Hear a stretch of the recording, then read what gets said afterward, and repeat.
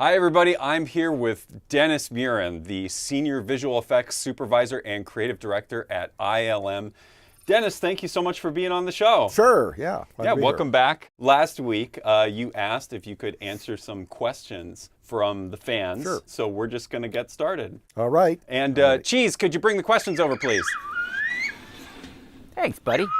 So our first question is from Iron Golem 101. How did you get the job at ILM? I was living in LA and was in my mid-20s and heard that George Lucas was doing this science fiction film, and I'd never met him, and I always loved movies. So I tracked down somebody who I heard was working on it and was doing the effects that I'd met once before, and that was John Dykstra.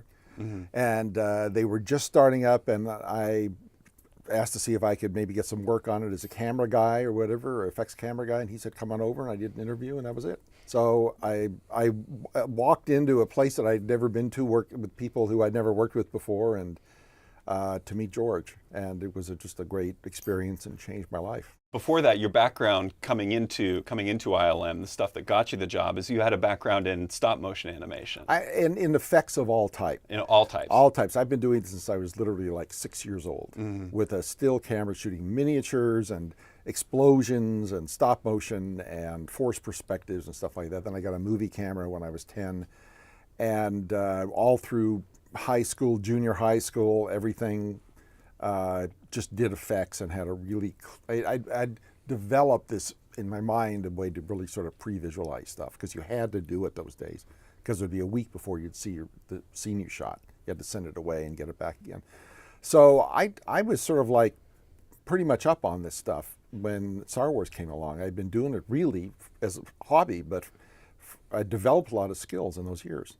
And so you had a reel to show, like this is what I've done. I had a reel to show. It was all funky because the technology was from the old days, and they were developing brand new technology, which is why I wanted to work on it also, to see what this new technology was that I'd heard about, but never actually had a chance to use it. So what inspired you when you were a kid? What made you want to make movies? You know, I remember seeing films when I was like 5, 6 years old, the special effects films from like Ray Harryhausen and disaster movies, War of the Worlds and those things. I was just hooked on those movies, and I have no idea why. And I'd go home and try to recreate scenes from those movies in my yard and with photo cutouts and stuff like that. And I've got no idea why. I just love that stuff, and I always have. And I self-taught. There were no classes, there were really no books, no magazines, or any way to learn it. So you just learn, nothing to read. And in LA, there were like 6 of us in all of LA that really were interested in this stuff in those days. This is like in the late 50s, early 60s. And we found each other eventually, especially when we were old enough to drive and get a car. Kind of necessary. Yeah, in LA. it is very much. It's hard to get your mom to drive you, 35 minutes every day to meet a friend or something, and vice versa, But eventually we found each other, and that we sort of taught each other how to do the work based on movies we'd seen. And that was kind of it, just doing it over and over and over again. I read somewhere that you just found Ray Harryhausen in the book and called him up. Yeah, Ray Harryhausen was in the LA phone book, and there were a number of other people. Bill Abbott was in the phone book, who running the effects department. My mom knew somebody who had worked at Paramount as a grip, and I called him up, and he'd worked on War of the Worlds, and it's like, oh my God, we're talking to somebody who worked on War of the Worlds. Howard Leidecker, who I liked his explosions and stuff he'd done at Republic Pictures, he was in the phone book. So, and these guys, all of them were thrilled to have anybody call at all interested in their work, because nobody cared. Really? Nobody, right. There was no interest, there was no future in it. They weren't making effects films or anything. So they get a call from, like a 13-year-old kid, and, okay, come on over if you want to, sure, I don't know what. And I'd go through someone's garage, and he'd have these props from a film he had done or something, and I might recognize it. And I'm talking to like Howard Leidecker, who I'd seen his work on TV and stuff. And it's just amazing. Everybody was very nice and very open. It's so funny how you talk about there being no future in it, and yet that job that you got at ILM is now still going. Right, and there was no future at that time. That I thought, and we all thought, that was a 2-year job. I mean, Ken Ralston and I were the ones that had worked sort of a lot on films before, and sort of tracked these things. There were these little 2-year blips where there'd be a certain type of movie made and be gone again. And I thought that's what was going to happen here. And here we are 40 years later, and they're still doing them. And I'm still involved in it. So that brings us to our next question from Boston Peterson. Were you thinking that the special effects in Star Wars A New Hope was going to revolutionize film? Did you think you were really onto something when you were working on that? I didn't think so. No? I was thrilled to work with George and thrilled to work with the gear, and the crew was wonderful. They were a whole different type of person than I was. Car racers and stuff like that, and movie guy, real machinists and stuff like that. I just thought it was going to be a one-off, and that was sort of it. And I couldn't tell if the film was going to be any good or not. Because, you know, we never saw much of the live action. George didn't show it to us, and he was off shooting in England, and when he was back, he was just talking to us about the effects, and he would just say the shot, here's the shot, you know, this is the trench, and you know, the trench model's over there, and here, put an X-wing in it, and then followed by 2 TIE ships, and flying down like this, and say, okay, yes sir, yes sir. And the models were all around, and you kind of just shot the pieces, and then the optical guys over there, you know, assembled them into a shot. And we did that for a year, and we had, you know, out comes this movie, and I thought that's great, you know, and I wish it would happen again. No idea that this thing was going to be a huge hit. No idea at all. There were 2 or 3 people working there at the OLILM. We probably had 50 people. These guys said this is going to be huge, and they're the guys that went out. One was a driver there and bought stock in 20th Century Fox and all this stuff. I had no clue, and most of us had no clue. But some did, and they were right on the money. But even then, to think it would keep going is unbelievable, that it's just gone on. And so many movies now have got these huge effect sequences. I think my generation grew up, I guess, with television and liking graphics on television, because there was early stuff going on. Flipping the channel, so our attention span got shorter. We passed that right on to our kids. They passed it on to their kids. And now you've got, you know, 2 massive effects films coming out every week practically, that and the audience just seems to want to see more and more and more. So it's extraordinary how everything has changed. The expectation from audiences has changed. And the industry's changed. I mean, I did some work at commercials for a while, and you know, I went in one day and there were all these attractive women sitting there, you know, for an audition. But what they were doing is they were auditioning their hands, because their hands were going to be holding an M&M chocolate. The hand was going to hold the M&M chocolate. That's what they cared about. Where do you see that now? Where do you see the hand models at all? No, now the M&Ms are running around and dancing. Right, and they're all over the place talking, doing everything, you know, Yeah. backflips and multiplying or whatever's going on. So the whole industry has changed, and the stuff that I had to learn on my own, you can buy books about it, you know, and do it in your home and do far better work than I could ever do in my day, which is good. Keep changing though. Things have got to change. So you took that knowledge that you built by just going out and doing it yourself and talking to whatever professionals you could get a hold of. Right. And you went into Star Wars, which had this new technology of the computerized camera motion. Right. How did handheld camera translate into the computer stuff that started happening? You know, that came probably from George having us follow footage that he'd taken from movies and from newsreels of real World War II footage or World War I footage even. And those would have a handheld look to them sometimes. So, because he knew you couldn't explain this to him, he couldn't explain the dynamics, you could do a storyboard, but that didn't have any time component to it. That he found these shots in advance for movies and sort of plugged them in and built the sequence and then showed those shots, and then took them apart. They said, here's the shot. So we wouldn't just be looking at a storyboard, we'd be looking at actual running footage, say from the Dam Busters, a movie like that, or from a World War II film that was made by John Ford, maybe documentary showing a plane flying along and blowing up and the camera like trying to follow it, something like that. So we would put those things into it. So, and that's part of what makes that show, I think, work. And a lot of the stuff that's going on work is that it's not really all planned out. I mean, he took these pieces from different things and put them together and made a movie that was like totally unexpected, almost from shot to shot, because his sources came from different places.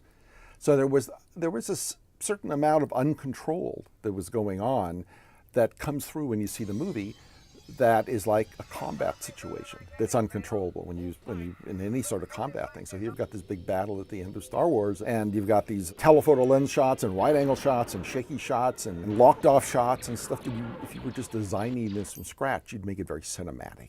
And it would all be planned out, and it would look pretty probably artificial, and that's the way almost all effects movies had been done up till that time. So I think that's why you sort of thought you were seeing a movie and it was familiar, and then George comes along and you're seeing something that's fresh and new and young, and bold. And then we got a chance to work on it, not even realizing at the time, what we were doing or what he was bringing to it. It wasn't until we saw it with the audience. And there's such a great deal of trust there in that not knowing, but being really committed to the idea. I mean, for him. Yeah. Yeah, we were just doing a job, and that was great. For him, it was not only trust, it was boldness. Yeah, I mean, risky. Risky, man, to go in and be able to say, I'm going to do this, and trust himself and all the naysayers. I guess there were a lot of naysayers around. But it was, it was amazing. I didn't know if the stuff was ever going to work at all. I was also thinking, this technology is so complicated. I could take a model and put it on a couple of wires and in front of a blue screen and slide it down and we'd get the shot in 2 hours. Well, we would have gotten something, but it would have been familiar, like a toy, no matter what we did, and it wouldn't have had the confidence that this motion control rig gave us when we were shooting those models, because we could put ourselves into those movements and the way those spaceships move. So we'd look at the storyboard and we'd look at the footage, and the shots are designed absolutely. I want the ship to go from here to here with that sort of degree of excitement and energy. We could literally program that into the camera moves and into the backgrounds. So I think that everything looks very solid. It doesn't look like it's accidental. It looks in that film. And it looks real. It looks like something real that's being filmed. I guess so. I never thought so, but other people have said it looks real to me. I've seen all these mechanical kind of artifacts that go along with the movie. Yeah. Well, That's the way spaceships move. I mean, do you feel like you know too much about it to watch it that way? You mean Star Wars? Yeah. Oh yeah. Oh yeah. Yeah. I from the first Castle Cruise screening, it was kind of like, wow. But still, I don't know. Everybody would come out saying it's phenomenal. So I said, well, if we just done that shot a little better. AJ Minotti asks, was there a time that there was an attempt at a high-tech solution that failed and then a low-tech solution became the right way to do it? There was talk at the beginning of the walker sequence to build real robotic walkers that would actually walk. And I just thought that was a really, really bad idea, because it would be like building another complicated camera motion control system if it was actually going to be sort of moving. And I just pushed, we shouldn't do this. It's a bad idea. We've got this horrible deadline. The movie's got to get done. Let me do it stop motion, because I knew that. I knew the people that could do it. And George said, fine. And at least that's my memory of it. And I just set it up the way that all the the original King Kong had been set up and stuff, with big painted backgrounds, and you can put the puppets in front of them, and you can light them correctly and tweak them, because that stuff has to be lit and photographed perfect to look really, really super good. The trade-off is you don't have any matte lines or funny stuff going on that you could get, and make things look fake. But that walker sequence was so hard, I wanted to be able to see it through the camera and just have it look perfect, to get the lighting right and the angle right and everything else. So that was really an old school technology, or old, that we brought, that we used in that film, that I think really helped. And that sort of jerkiness on the stop motion made everything look more like machines, which they were supposed to be. The walkers were machines. Yeah, it gives them this really great mechanical effect, Yeah, the way that right, they're moving. right. Instead of this sort of fluid kind of thing that you would have probably had. So Jacob Smith asks, what's the biggest challenge you've faced in your career? There's so many of them on every project, but I was thinking of, from a sort of an overview, it's trying to make the work look new and fresh. And it's hard to find a look to impose on stuff where it's kind of been done many times before. And often you luck out.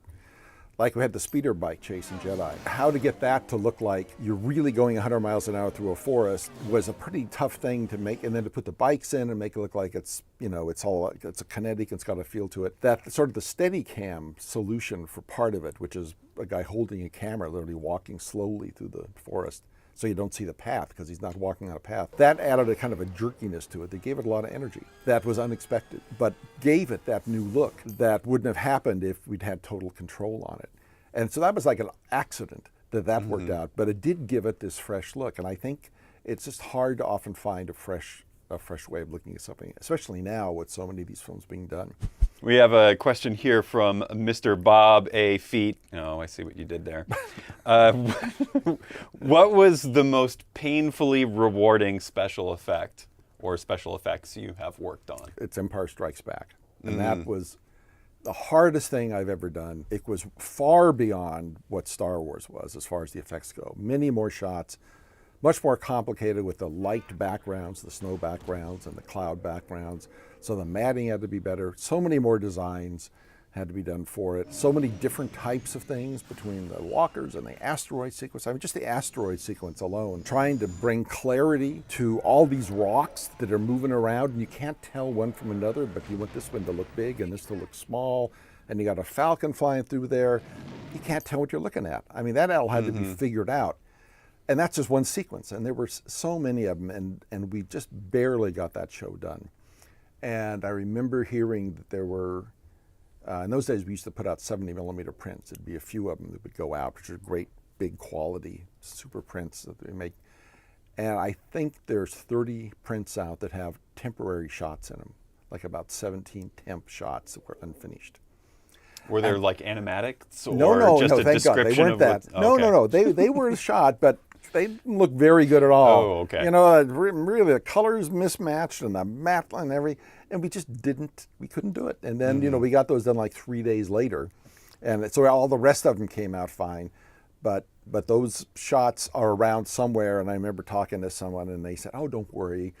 They'll be sent to the Midwest or overseas. No one will ever see those prints." And I always wonder, you know, They're out there. They're out there, and they probably went right to the major cities, and everybody saw those, and that was terribly embarrassing. Ben Wiles asks, will Dennis Muren be working on more Star Wars films? You know, I'm working a little bit. I'm just sort of consulting, but I am kind of looking at the dailies and making comments and saying, you know, not wanting to copy the other films, but that there is a world that they need to be in that needs to be true to itself. And so I sort of make suggestions. Sort of like Obi-Wan and Empire Strikes Back, and come and, well, it's not ready yet. Maybe like that. I don't know if it's like that or not. Or maybe that slug creature that comes out of the compactor thing and looks around and goes back. Whoa, let me out of here. Goes back again.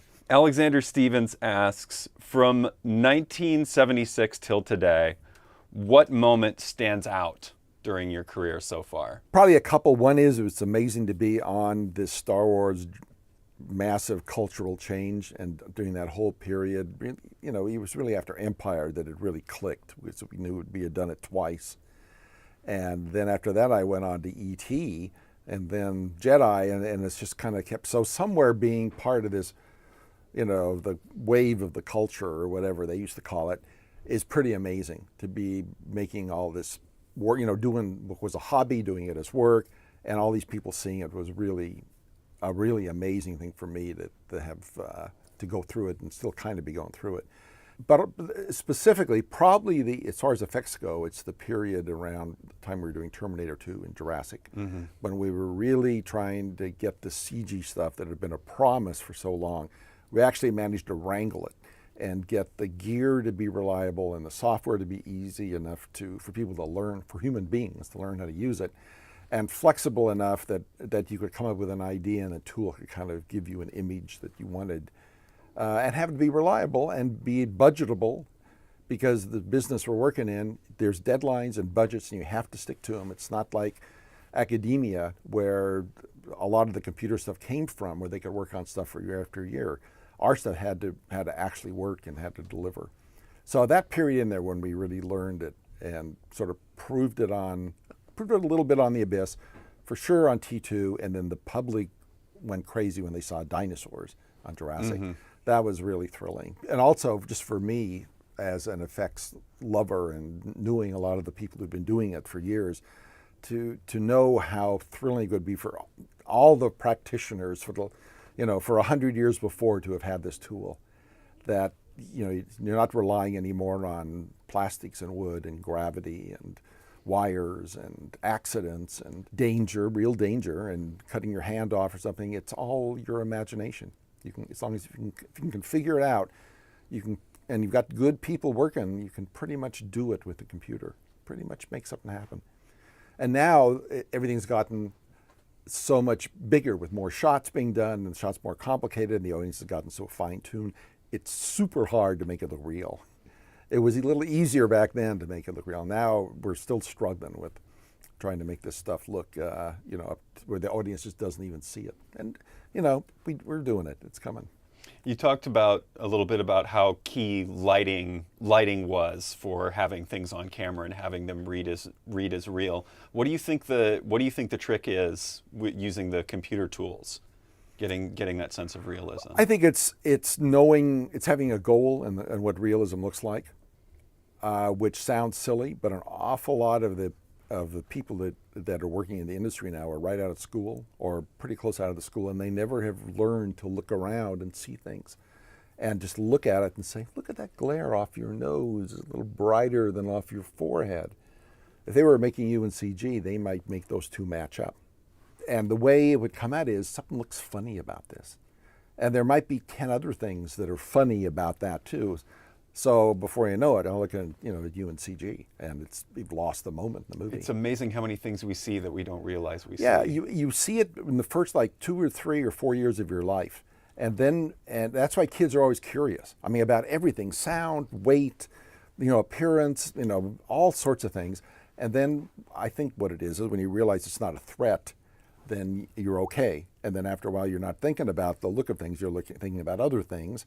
But I've had to, and a lot of people who do this stuff, and anyone who cares about art or about this sort of creativity has to learn how to observe things. And I've been doing it intentionally since I was really, really young.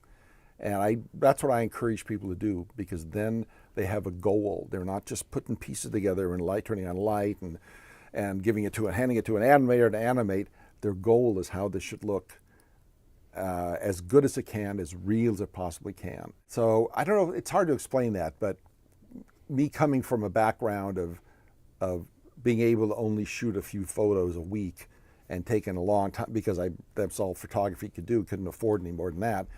I think I spent a lot of time looking and observing and dreaming about how things would be with effects, and now it's so easy to see them on a monitor that I think we've lost that sort of training about how to observe things. You've learned how to use the tools, but maybe not what we should be doing with them.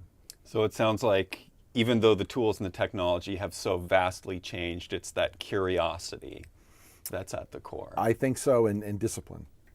To be able to, and a decision, deciding, I want this to look like this, or look like this, not that I'm assembling and passing it on to somebody. See, I think you are Obi-Wan. Thank you so much. Sure, yeah. Thank you for being here talking with us and giving us your wisdom. All right, thanks, sure.